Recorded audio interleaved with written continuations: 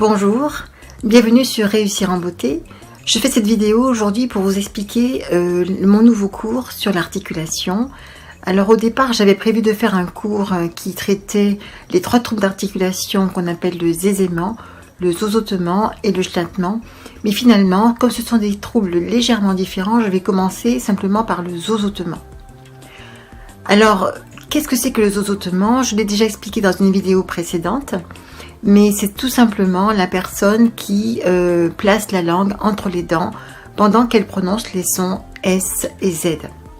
J'ai déjà expliqué de façon très succincte comment corriger ce trouble d'articulation, mais d'après les questions que certaines personnes m'ont posées en commentaire, j'ai pu constater qu'il ne suffisait pas de dire où placer la langue pour que ce trouble soit corrigé. Enfin, je le savais déjà en tant qu'orthophoniste qui ai travaillé pendant 29 ans, mais pour ceux qui ont réussi, donc je suis très contente d'avoir fait cette vidéo, mais pour ceux qui n'ont pas réussi à corriger ce trouble, donc j'ai prévu et j'ai créé donc un cours complet de rééducation de l'articulation du zozotement. En sachant quand même que comme j'ai déjà fait un cours de renforcement musculaire pour la correction de la déglutition, qui est exactement le même pour la correction de l'articulation, je ne vais pas faire de doublon.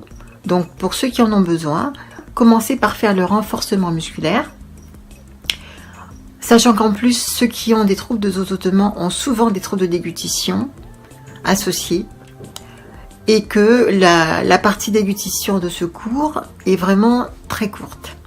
Donc c'est ouvert à tous ceux qui ont besoin de faire du renforcement musculaire avant de faire la correction du trouble d'articulation.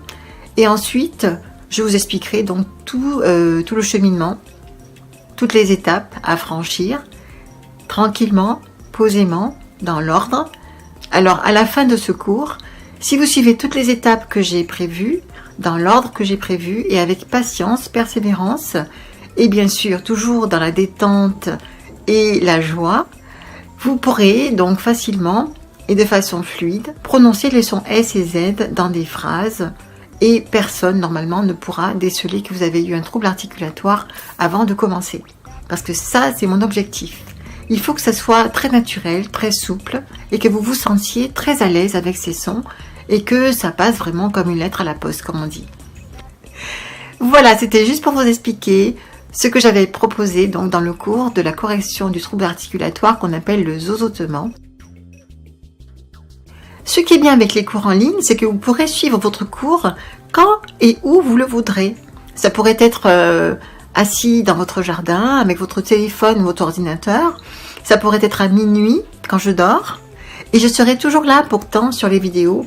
Et la correction sera toujours aussi efficace parce que moi, je suis assez rigoureuse. Et je vous ai fait un cours très rigoureux qui suit toutes les étapes qu'il faudra suivre de façon très rigoureuse pour que ce soit très facile et qu'à la fin, personne ne puisse déceler votre trouble articulatoire du départ.